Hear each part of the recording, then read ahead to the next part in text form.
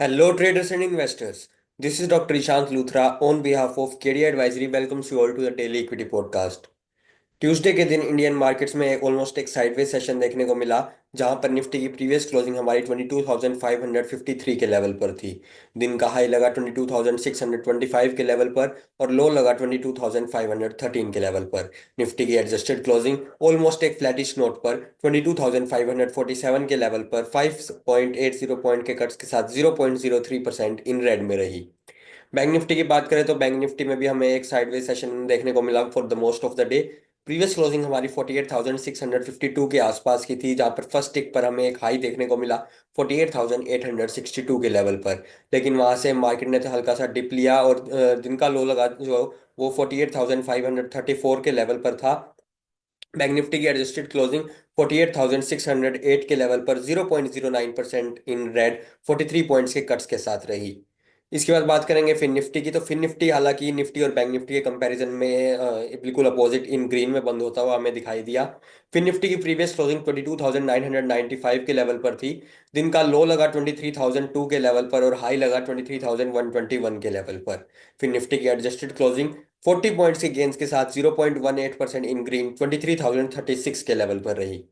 FIIs और DIIs की activity की बात करें तो एफआईआईज की तरफ से हमें 3,529 करोड़ की सेलिंग देखने को मिली।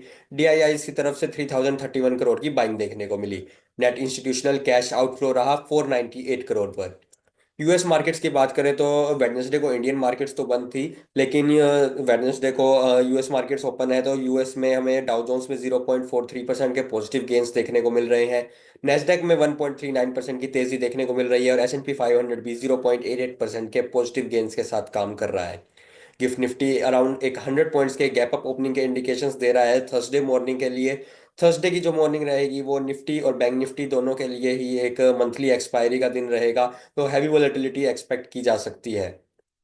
निफ्टी के टेक्निकल आउटलुक की बात करें तो जो 22,800 का लेवल था उसको ब्रीच करके ऑन द लोअर साइड यहाँ पर निफ्टी ट्रेड होता हुआ हमें दिखाई दिया है।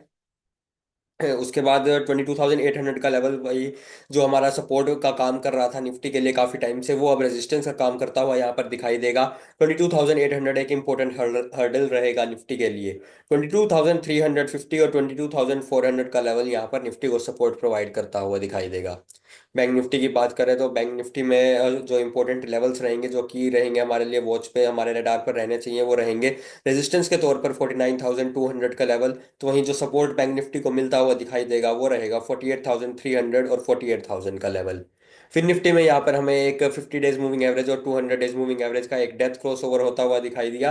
हालांकि ट्यूसडे को एक इन ग्रीन सेशन हमें यहाँ पर देखने को मिला था फिर निफ्टी में। 23,200 का लेवल यहाँ पर फिर निफ्टी के लिए इंपॉर्टेंट रहेगा जो कि रेजिस्टेंस का काम करेगा। तो वहीं जो सपोर्ट मिलता हुआ फिर निफ्टी को दिखाई देगा वो रहेगा 22,800 के लेवल पर।